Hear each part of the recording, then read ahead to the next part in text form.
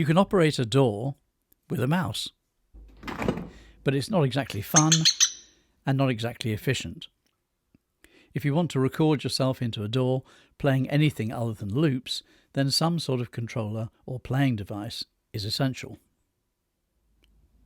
There are a lot of choices, and your choice depends on what you want to do, how skilled you are at playing a musical instrument and what type, your budget, and the amount of space you have available. If you're just starting out on your recording journey and you play even a bit of keyboards, a keyboard controller makes the most sense. You can use it to play synth parts, you can use it to bash out a beat, and on most nowadays you can use its additional controls to access functions of your DAW, going into record, playback, looping, calling up a different edit window, etc. There's a ton of choices. Let's look at some of the key players in the field.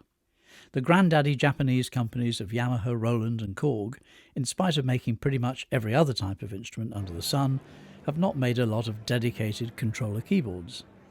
You can use a gazillion small Yamaha synths, pianos, and even something like this as a controller. But then you're kind of spending money where you don't need, if all you want, or need, is a controller keyboard. Roland has dipped its toes into the water slightly more than Yamaha, but when they do, it's usually for fancy controllers like the A88, currently in Mark II version, the first MIDI 2.0 instrument, in fact. Roland also makes the A49, which ties into some cool Roland software, plus has the Roland D-Beam controller on it. Korg has jumped rather more energetically into the keyboard controller market with its Keystage range.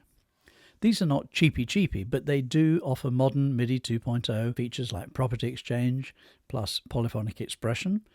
So if you work in EDM, say, or some other type of dedicated synth environment, one of these could make total sense.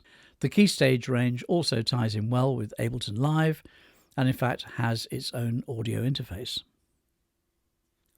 European manufacturers have been making great strides in keyboard products over the past decade. Arturia from France has been one of the most productive. Their flagship Keylab 88 Mark III, an excellent choice if you use Eurorack modules, to the more modest MIDI-Lab, Microlab and Keylab Mark II ranges. Arturia is rightly well known for its software synth collections, and unsurprisingly their controllers tie in very nicely with these.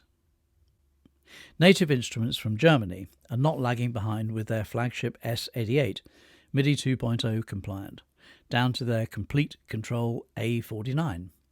As with Arturia, if you like or use NI, that's Native Instruments software, then expect a deeper level of control over them with an NI keyboard. No longer in Europe as such, but Brits Novation do a nice line in inexpensive controllers with a penchant for some of the more popular and inexpensive DAWs. Novation's launch keys can actually be configured for most DAWs, but have extra features for Ableton Live, while the FL key range works optimally with the Belgian FL Studio ex Fruity Loops and their software. Studio Logic is a great name for a studio controller. They're uniquely qualified in pure keyboard terms too, as they're owned by Italians Fatar, who make the best keybeds outside of Japan. If your budget is squeezed but you have some space, the SL88 or even the SL88 Grand, if you have a few more pennies to spend, will give your studio a real touch of class. M-Audio has a long history in the field of cost-effective keyboard controllers, with comic strip-sounding names like Ozonic, Pulsar and Hammer.